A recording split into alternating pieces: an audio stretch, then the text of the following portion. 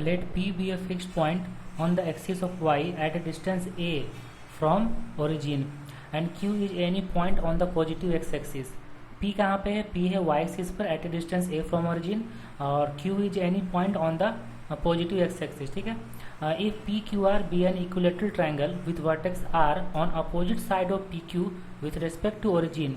अब देखो P point y axis पर है, Q है x एक्सिस पर और R का एक ऐसा पॉइंट है कि PQR इक्विलेटरल ट्रायंगल बन रहा है और इस तरीके से बन रहा है कि PQ का एक साइड ओरिजिन होगा तो दूसरे साइड पॉइंट R होगा.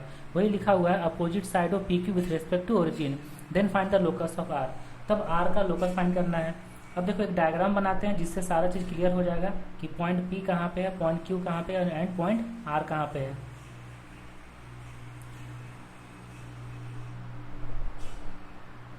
तो देखो ये हो गया x एक्सिस और ये हो गया y एक्सिस.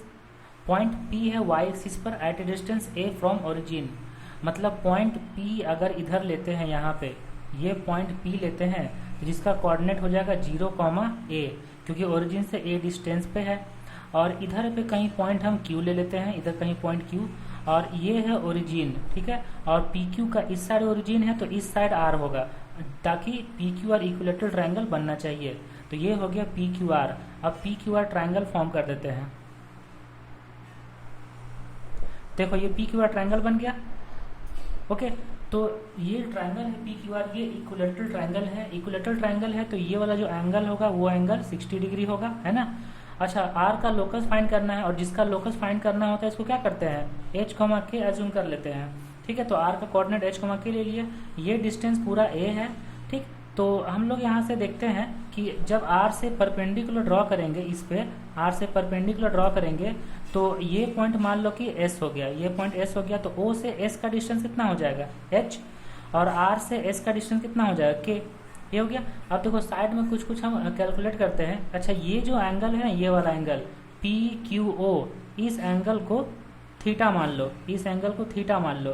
तो ये वाला एंगल कितना होगा, ये वाला एंगल, जब ये वाला एंगल थीटा है तो दोनों मिलकर कितना होगा 60 प्लस थीटा.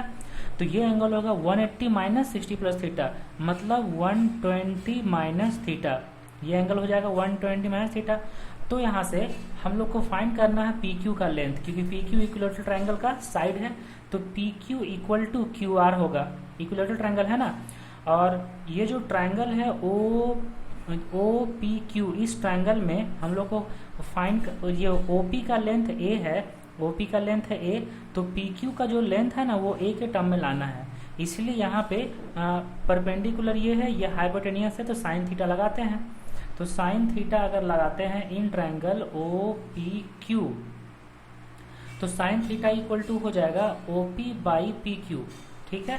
तो यहाँ से PQ का वैल्यू आ जाएगा, PQ वैल्यू आ जाएगा OP कॉसेक थीटा और OP का वैल्यू है A, तो PQ आगे A कॉसेक थीटा और PQ इक्वल टू QR है, इसीलिए PQ equal to QR equal to A cosec theta लिख सकते हैं. ठीक है ना.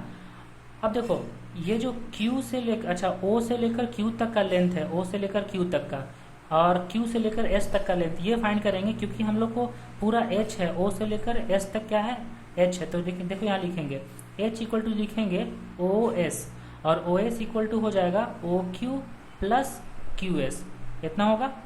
तो अब देखो OQ फाइंड करेंगे और QS फाइंड करेंगे किसके टर्म में, सारा A के टर्म में, थीटा के टर्म में, ऐसा.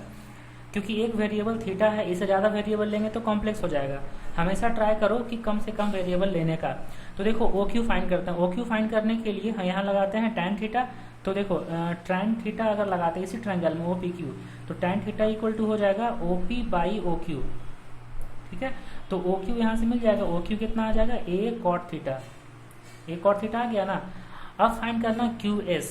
तो QS फाइंड करने के लिए यहाँ पे लगाते हैं इस ट्रायंगल में, ये जो ट्रायंगल है QRS, तो इन ट्रायंगल QRS, इस ट्रायंगल में ये हम लोग को फाइंड करना है QS किसके टर्म में QR इसीलिए QR इक्वल टू PQ है और PQ का वैल्यू है A कॉसेक थीटा. ठीक है. तो यहाँ से लिख सकते हैं हम tan, क्योंकि यहाँ QS है बेस और QR है हाइपोटेनियस, तो लिखेंगे cos ना. तो cos of 120 minus theta this equal to QS by QR. तो देखो यहाँ से क्यू एस का वैल्यू आ जाएगा, क्यू एस इक्वल टू आ जाएगा Q R cos 120 minus theta. अब देखो कॉस 120 माइनस थीटा को थोड़ा सा हम एक्सपेंड करते हैं कॉस ए माइनस बी से, तो कॉस ए कॉस बी तो -1/2 कॉस थीटा, ठीक है, और प्लस साइन ए साइन बी तो प्लस साइन 120 की वैल्यू √3/2 साइन ए साइन बी इतना होगा। उसके बाद क्यू आर का जो वैल्यू है, क्यू आर का वैल्यू वो कितना है, देखो क्यू आर का वैल्यू है ए कॉसेक थीटा, यहाँ पे रखते हैं क्यू आर का वैल्यू ए कॉसेक थीटा, तो ए कॉसेक थीटा और बाई में 2 ले लो यहाँ पे, तो √3 sine theta minus cos theta अंदर में लिखा हुआ है, ठीक है। अब देखो कॉसेक थीटा मतलब 1/sin थीटा, इंटू कर दो, जब इंटू करेंगे तो a/2 और ये हो जाएगा √3 sine theta by sine theta cut जाएगा, minus cos theta by sine theta ये होगा कॉट थीटा, ठीक है ना।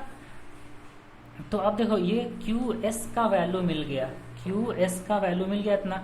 अब दोनों वैल्यू यहाँ पे रखते हैं, ओ क्यू का वैल्यू, देखो ओ क्यू का वैल्यू है ए कॉट थीटा, यहाँ लिखते हैं ए कॉट थीटा, और क्यू एस का वैल्यू कितना है, क्यू एस का value a/2 √3 minus cot theta, यहाँ लिख देते हैं a/2 √3 minus a/2 cot theta, ठीक है। अब देखो a cot theta minus a/2 cot theta तो a/2 कॉट थीटा होगा ना, अब प्लस यहाँ पे a/2 √3 होगा, तो ये किसका वैल्यू आ रहा है, h इक्वल टू आ रहा है ना, ठीक है। तो h इक्वल टू होगा a/2 और कॉट थीटा प्लस √3, ठीक है। इसको इक्वेशन 1 मान लो, इसको इक्वेशन 1 मान लिए। अब h इक्वल टू आ गया ना, अब देखो k इक्वल टू लिखते हैं, k इक्वल टू कितना है, डायग्राम से देखो k कौन सा है, r से s का डिस्टेंस है k, तो k इक्वल टू लिखेंगे rs, तो k इक्वल टू rs। अब rs जो है वो फाइंड करना है किसके टर्म में, QR के टर्म में, QR मतलब PQ मतलब OP के टर्म में। तो इसमें हम लगाते हैं, क्या लगाएंगे इसमें, साइन 120 माइनस थीटा, ठीक है, वही लिखते हैं इधर साइड में। तो sine 120 minus theta equal to अगर लिखेंगे तो ये होगा ये Q नहीं होगा, यहाँ पे हो जाएगा क्या, यहाँ पे Q नहीं होगा, यहाँ पे हो जाएगा RS, डायग्राम से RS/QR, क्योंकि साइन थीटा लिख रहे हैं परपेंडिकुलर बाय हाइपोटेन्यूस होगा RS/QR। और देखो यहाँ से RS का वैल्यू मिल जाएगा, RS इक्वल टू आ जाएगा QR into sine 120 minus theta, QR का वैल्यू कितना है a कॉसेक थीटा, ठीक, यहाँ लिखते हैं a cosec theta into sine 120 minus theta, इसको एक्सपेंड करते हैं साइन a माइनस बी का फॉर्मूला से, साइन a मतलब √3/2 कॉस थीटा माइनस कॉस 120 मतलब -1/2, तो प्लस यहाँ पे हो जाएगा ना, तो 1/2 साइन थीटा ये होगा। अब देखो जो कॉसेक थीटा 1/sin थीटा होता है, इंटू कर देते हैं, तो a/2 बाहर में आ जाएगा, a/2 2 कॉमन ले लिए डिवाइड का, तो √3 कॉट थीटा और यहाँ पे हो जाएगा +1, ये हो गया। तो k इक्वल टू आ गया a/2 √3 कॉट थीटा +1, ये हो गया इक्वेशन 2। अब इक्वेशन 1 और 2 को सॉल्व करना है, तो इक्वेशन 1 से कॉट थीटा का वैल्यू निकाल के यहाँ रख दो, ठीक है। देखो इक्वेशन 1 से हम कॉट थीटा का वैल्यू निकालते हैं फ्रॉम इक्वेशन 1, तो 2h/a equal to cot theta plus √3 है ना, तो यहाँ से देखो कॉट थीटा का वैल्यू कितना आएगा, कॉट थीटा का वैल्यू आ जाएगा 2h/a माइनस √3। ये जो कॉट थीटा का वैल्यू है इसको इक्वेशन 2 में रख दो, इक्वेशन 2 इक्वल टू होगा k इक्वल टू a/2, ठीक है, √3 और कॉट थीटा मतलब 2h/a माइनस √3, ठीक, +1, इतना हो गया। इसको और थोड़ा सिंप्लीफाई कर लेते हैं, तो k इक्वल टू आ जाएगा a/2 को रहने दो, अब इसको √3 से इंटू करते हैं, तो 2√3h/a माइनस 3 +1, तो -2 होगा ना। अब इसको इंटू कर दो, तो k इक्वल टू कितना आ जाएगा, a कट जाएगा 2 कट जाएगा, तो √3h माइनस 2 कटेगा तो a बचेगा यहाँ पे। अब लास्ट में लोकस फाइंड करने के लिए h को x और k को y रखा जाता है, तो y इक्वल टू आ जाएगा √3x माइनस a, तो y इक्वल टू आ गया √3x माइनस a, यही हो गया लोकस ऑफ r। r का लोकस फाइंड करना था, है ना, देखो क्वेश्चन में find the locus of r, तो r का जो लोकस हो गया ये हो गया y equal to √3x minus a, ठीक हो गया।